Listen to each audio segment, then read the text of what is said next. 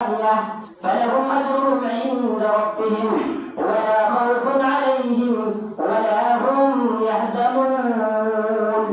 الذين ينفقون أموالهم بالليل والنهار যারা খরচ করে أموالهم তাদের মাল বিল্লাইলি রাত্রির বেলায় والنهار দিনের বেলায় সিররা ওয়া আলানিয়া প্রকাশ্যে খরচ করে আর গোপনে খরচ করে আল্লাহর রাস্তায় রাতের বেলাও খরচ করে দিনের বেলাও খরচ করে প্রকাশ্যেও খরচ করে গোপনেও খরচ করে আল্লাহ বলেন ফালাহুম আজরুহুম ইনদা রাব্বিহিম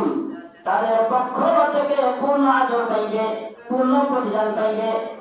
ওয়ালা খাউফুন আলাইহিম ওয়ালা হুম ইয়াহজানুন দুনিয়াতে তাদের কোনো টেনশন নাই পরকালে যাওয়ার পরেও তাদের কোনো টেনশন নাই আল্লাহর রাস্তায় সর্বদাই খরচ করে যারা খরচ প্রকাশ্য করলেও যদি তার নিয়ত হয়ে থাকে আমি হাদিস বলছিলাম খোদার মধ্যে ইন্নামাল আমালু বিন্নিয়াত যে সমস্ত কাজ নিয়তের উপর নির্ভর বুখারী শরীফের প্রথম হাদিস এটা হাদিস খুব লম্বা আছে হাদিসের একটা অংশ যে ইন্নামাল আমালু বিন্নিয়াত সমস্ত কাজ নিয়তের উপর নির্ভরশীল আমি যদি আল্লাহর রাস্তায় 1000 টাকা খরচ করি আর যদি নিয়ত করি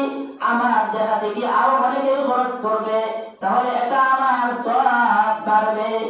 কারণ আমি তো এই মতে খরচ করছি যে আমার জায়গা থেকে অন্যজনও দিবে তাহলে আমি মানুষকে দেখাইয়া খরচ করতে পারি আর যদি নিয়ত থাকে আমি 1000 টাকা আল্লাহর রাস্তায় সদকা করলাম মানুষ দেখবে আমাকে দানশীল করবে 1 টাকারও সওয়াব হবে না এজন্য নিয়ত করতে হবে যে আমি যদি প্রকাশ্যে সদকা খয়রাত করি তাহলে আমার নিয়ত হবে যে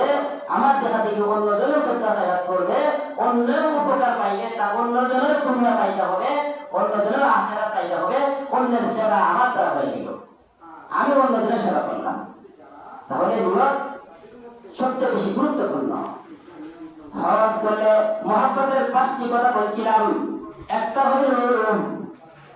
পরিচয় মহব্বতের মানুষের পরিচয় লাগবে আমরা আল্লাহর পরিচয় পেয়ে গেছি একটা হলো মহব্বতের আলোচনা নামাজের মাধ্যমে আল্লাহর আলোচনা সর্বদা করি একটা হলো মহব্বতের মানুষ যদি কোনো কিছু নিষেধ করেন আমরা নিষেধ মানি রোজার মাধ্যমে 1 মাস রোজার মাধ্যমে 1 মাস খানা বন্ধ করে দিলাম মহব্বতের মানুষকে মাঝে মাঝে হাদিয়া প্রদান করা লাগে আল্লাহ দয়া করে মানুষদেরকে মাঝে মাঝে হাদিয়া প্রদান করলাম মহব্বতের চতুর্থ স্তম্ভ হইল মহব্বতের পঞ্চম স্তম্ভ হইল মহব্বতের